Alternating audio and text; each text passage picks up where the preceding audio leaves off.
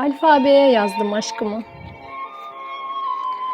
Alfabenin her harfine de yazsam, bitmeyecek sana olan sevgimin bir damlası. Cümle alem duysun istiyorum çocuksu yüreğimdeki eşsiz sevgiyi. Dünyalara sığdırabilseydim eğer, ellerinde bulduğum mutluluğu, farkı yok derdim sevginin herhangi bir şeyden. Gözlerim inkar ediyor oysa bütün gerçeği. Hayallerimin son bulduğu buzdağında ısınıyorum şimdi buğulu bakışlarınla. İlk aşk mı? Sonsuz heyecan mı? Kader mi? Kader değil bence. Bu bir alın yazısı.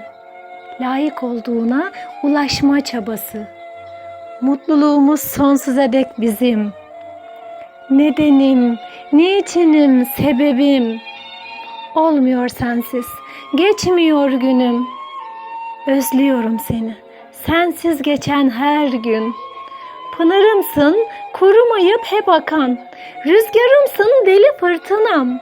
Sitem etsem de yokluğundan. Şikayetim yok bu aşktan. Tattığım en güzel duygular seninle. Unutmadım, unutamam. Ümidimsin eksilmeyen ve sevdamsın hiç bitmeyen. Yokluğundan durgunluğum, üzüntüm. Ziyanı yok. Ömrümün son deminde olsa bile sen benimsin. Sen benimsin.